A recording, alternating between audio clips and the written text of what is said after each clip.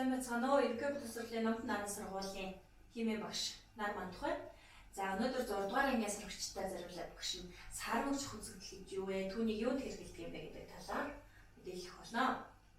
За тэгэхээр сармагч хүзэгдэл гэж юу хэлэх вэ?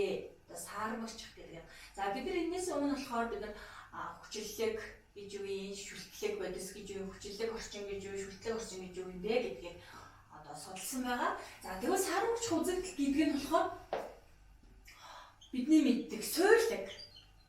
Одоо суйрлаг байсан тийм суйрлаг байсан дээр хүчлэлэг. Бодисыг нэмээд сармагжих үзэгдэл явагддаг байна. Одоо хүчтэй хүчил одоо хүчтэй суйр ч юм уу тийм энэ хоёрыг хооронд нь уралд оруулахад сармагч үзэгдэл явагддаг байна. За харин аль нэгийг илүү их давмгай хийж өгөх юм бол тэр нөгөө тэр хийж өгсөн усамдлынхаа хийж өгсөн бодисынхоо нэрээр одоо нэмэгдэнэ гэсэн. Жишээ нь суйрлаг дээр хүчлэлгийг маш их хэмжээтэй нэмэх юм бол тэр суйрлал хүчлэг бодис болчих жишээ нь байдаг байна. Тэгэхээр сармагч үзэгдэл гэдэг нь энэ хоёрын хэмжээг яг одоо би энэ хаарсан одоо тохиромжтой хийнэ гэсэн үг байна. За энэ дээр багш нэг жишээ авъя. Энд дээр ходоодны хүчил эсрэг юм гэж байдаг. Ходоодны хүчил эсрэг гэж байдаг. За бидний одоо ээж, эмээ ч юм уу тий ах эгч нар ходоод ингээд улаагаад хорсоод байна гэж ярьдаг.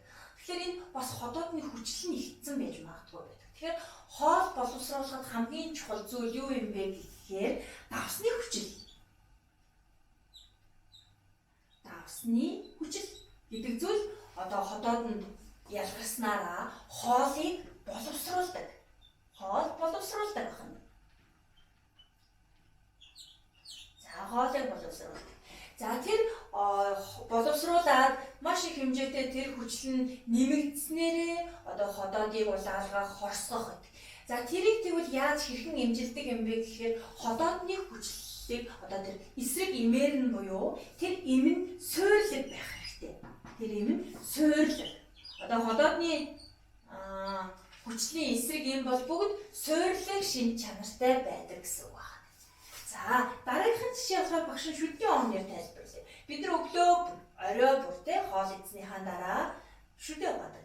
За энэ яагаад шүдээ угааж байгаа юм бэ гэхээр хүний аманд маш их олон төрлийн, маш олон тооны бактериуд байждаг.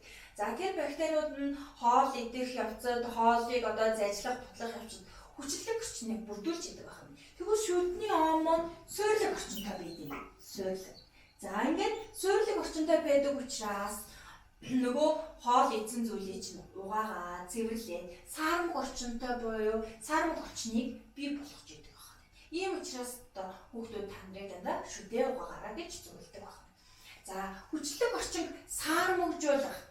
За орчин бидний амьдарч байгаа орчин бол янз бүрийн орчинтой байдаг байна. За жишээ нь одоо бид нар хүчлийн бороо гэж мэддэг тийм ээ, хүчлийн бороо. Багш нэг биччихэ. Хүчлийн бороо.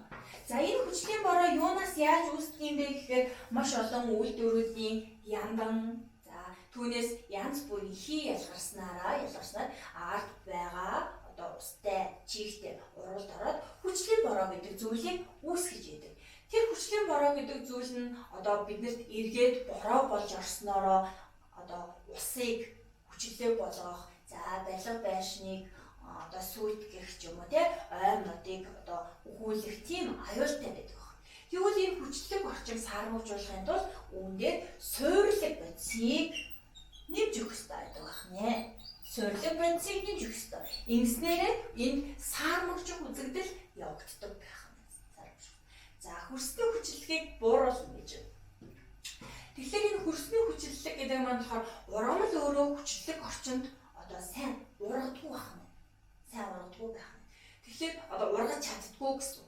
Тэгэхээр тэр хөрсний хүчлэгийг бууруулахын тулд тэр хүчлэг болцсон хөрсөн дээрээ шохог хийж өгдөг. Шохог нэмэх. За энэ шохог нэмэхдээ яах вэ гэхээр одоо усанд шохоогоо уусгаж агаад шүршдэг ч юм уу, усалдаг ч юм уу тий. Энэ аргаар энэ хөрсний хүчлэгийг бууруулж идэг байна. За тэгвэл сармагжих үзэгдэл гэж юу гэж байгаа юм бэ гэхээр тэр суйрлаг бодисон дээр юм уу эсвэл хүчлэг бодисон дээр тэр суйрлаг хүчлэг бодисыг нэмж өгөхийг одоо хэлдэг байна. Тэгэхээр бид нар өнөөс өмнө мөн адил индикаторуудыг үзсэн тийм байгалийн индикатор, универсал индикатор гэх мэтчлэн лакмус, пенелптлен, тэдэрэж гэх мэт индикаторуудыг үзсэн. Тэгэхээр бид нар энэ индикатораараа тухайн бодисыг хүчлэг байна уу, шүтлэг байна уу гэдгийг таньж ялгасныхаа дараа тэрийгээ сармагжуулж болно гэсэн үг байна.